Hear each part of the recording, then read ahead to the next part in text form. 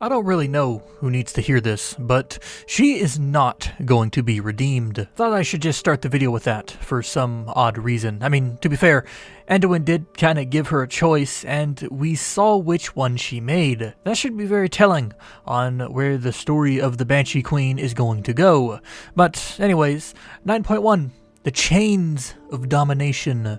We're going to talk about it today, more specifically the reveal, as well as some of the stuff from the deep dive panel, because it only serves to reinforce what we saw. But before we can really get into either of those things, I think it's fair to begin with what I got right and what I got wrong from my predictions video I made last week. In that video, I said 9.1 would be about the jailer making his play, making his move against the Shadowlands, and that seems to be more or less correct. As we saw, using Anduin Wrynn as a vessel, the jailer has already openly struck at the Shadowlands with the aim of...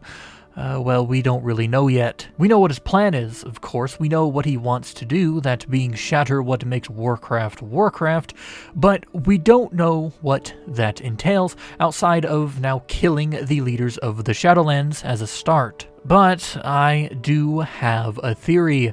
I have a theory about the jailer, about Joval, as is his true given name. Call me crazy, but the idea for this theory stemmed from this line. Death was never meant to be chained. Death was never meant to be chained. He means him, obviously. The jailer is talking about himself, but Death isn't just him. Death is the Shadowlands, it's the Archon, it's the Winter Queen, the Primus, etc., etc. And it really got me thinking.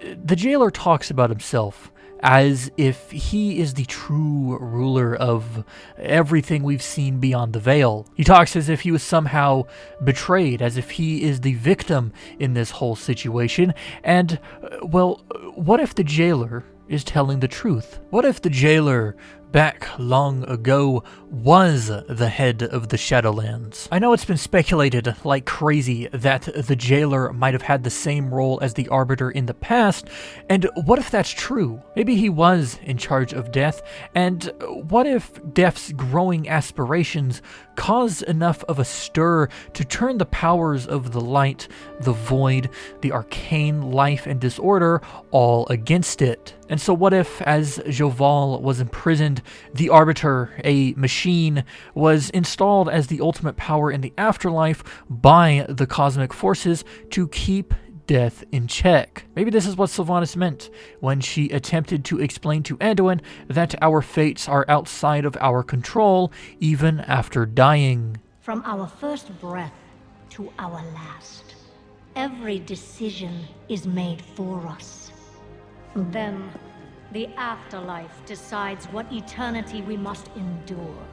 We can't even choose who we couldn't control anything. She argues that we have no control, because it is the powers beyond our comprehension that dictate everything for us in life as well as in death. Of course, my only proof of this is a single line given to us by the jailer, as well as a lot of offhanded dialogue that can be interpreted in many different ways, so your guess is really as good as mine. But anyways, let's talk about that trailer, because it's going to be a hot topic for the next little while, and I obviously have to put my feet in the fire. We start looking out over the Elysian hold, and we hear the Archon and Bastion's minor leaders discuss what their next move should be when dealing with the Maw. But then we hear the news. A king, a mortal king, has come, seeking an audience with the leader of Bastion. And right here was my first note.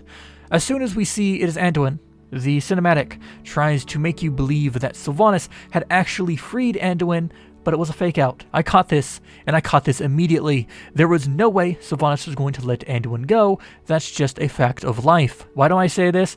Well, I'll get into that, but let's continue. It is around now that Anduin is revealed to us to have been subjugated to fill the role a certain fallen prince was supposed to play before he went AWOL and started a war we all know too well. This is even alluded to when Anduin passes Uther on his way to the Archon. Briefly, Uther can be seen clutching at the scar left by his former pupil all of those years ago. It's a very neat callback, but it's also very telling as to what Anduin's role actually is. The jailer needs a vessel, a living vessel, probably to do what he might be unable to given his current situation, which, if this is true, and the jailer did need a mortal, it gives an explanation to something. If the jailer does require a living vessel, probably so they can move around the Shadowlands freely, it explains why Sylvanas was not able to do the jailer's bidding herself, since she is technically dead. And that makes her, in the current state of things,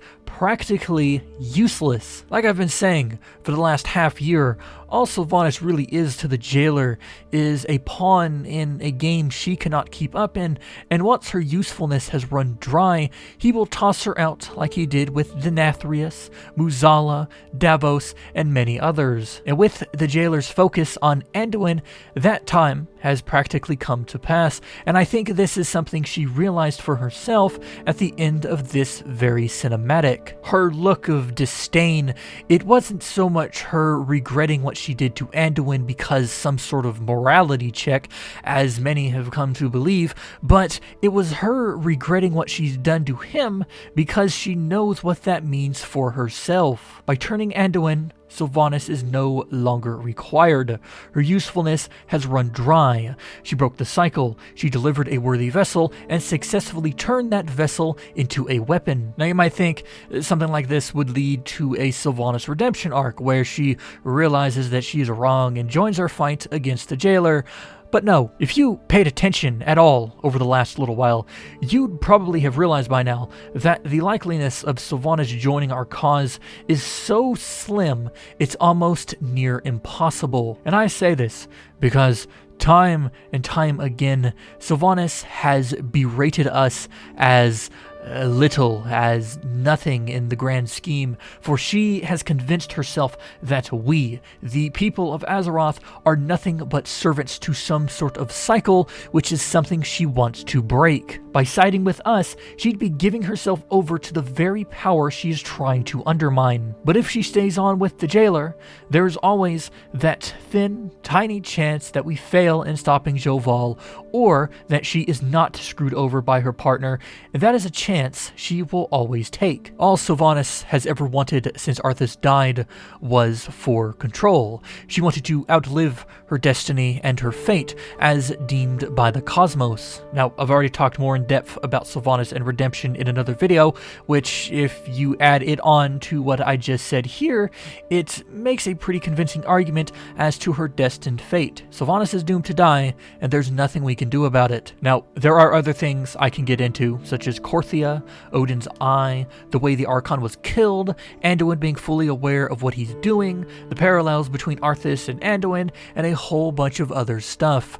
But I will leave all of those things for their own separate videos sometime in the future, because if I don't, this video would be somewhere close to an hour, and I don't think anybody here wants to hear me talk for an hour. If you have any questions or comments about this video, Warcraft, or its lore, you can leave them in the comment section down below, and I'll be sure to read each and every one of them. Thanks for watching.